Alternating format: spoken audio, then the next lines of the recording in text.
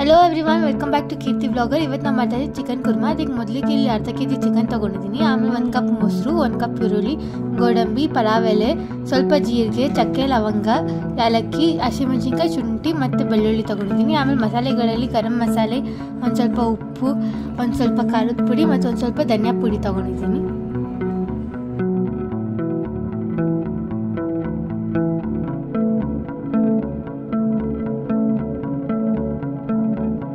ನಂತರ ನಾವು ಒಂದು ಮಿಕ್ಸಿ ಜಾರಲ್ಲಿ ಶುಂಠಿ, ಬೆಳ್ಳುಳ್ಳಿ, ಹಸಿಮೆಣಸಿನ್ಕಾಯಿ ಹಾಕಿ ತರಿಯಾಗಿ ಪೇಸ್ಟ್ ಮಾಡ್ಕೋಬೇಕು.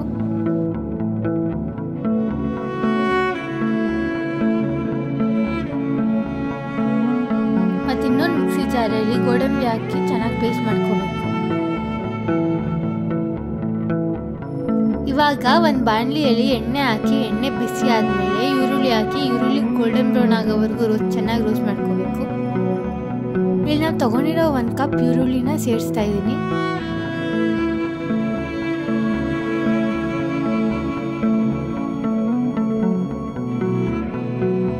ಈರುಳ್ಳಿನ ಎಣ್ಣೆಯಲ್ಲಿ ಚೆನ್ನಾಗಿ ಫ್ರೈ ಮಾಡ್ಕೋಬೇಕು. ನೀವು ನೋಡ್ತಾ ಇರ್ಬೋದು, ಆಲ್ಮೋಸ್ಟ್ ಫ್ರೈ ಆಗಿದೆ. ಇನ್ನೊಂದು 5 ನಿಮಿಷ ಫ್ರೈ ಮಾಡಿದ್ರೆ ಅದು ಫುಲ್ ಗೋಲ್ಡನ್ ಬ್ರೌನ್ ಆಗುತ್ತೆ. ಇವಾಗ ಈ ಗೋಲ್ಡನ್ ಬ್ರೌನ್ ಆಗಿರೋ ಈರುಳ್ಳಿನ 1 ಕಪ್ಪಿಗೆ ಟ್ರಾನ್ಸ್ಫರ್ ಮಾಡ್ಕೊಳ್ಳೋಣ.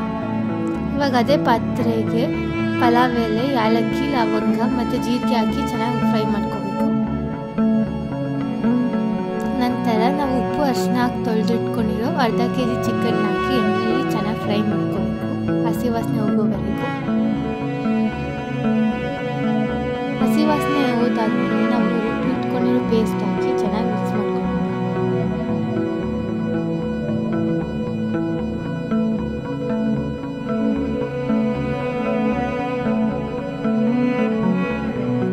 ಮಿಕ್ಸ್ ಮಾಡ್ಕೊಂಡಾದ್ಮೇಲೆ ನಾವು ತಗೊಂಡಿರೋ ಮಸಾಲೆಗಳನ್ನೆಲ್ಲ ಹಾಕಿ ಇನ್ನೊಂದ್ಸತಿ ಮಿಕ್ಸ್ ಮಾಡ್ಕೊಳ್ಳೋಣ.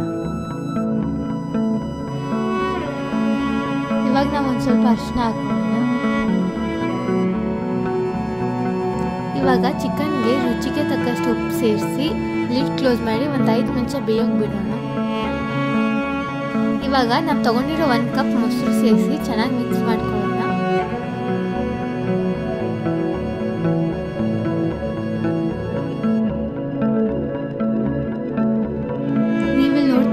ಚಿಕನ್ ಕುರ್ಮಾ ಸುತ್ತಲೂ ಎಣ್ಣೆ ಬಿಟ್ಕೊಂಡಿದೆ. ಇದಕ್ಕೆ ನಾವು ರುಬ್ಬಿಟ್ಕೊಂಡಿರೋ ಕ್ಯಾಶ್ಯೂ ಪೇಸ್ಟ್ ಹಾಕಿ ಮೇಲ್ಗಡೆಯಿಂದ ಒಂದು ಸ್ವಲ್ಪ ಈರುಳ್ಳಿ ಉದುರಿಸಿದ್ರೆ ನಮ್ಮ ಚಿಕನ್ ಕುರ್ಮಾ ರೆಡಿ ಆಗುತ್ತೆ.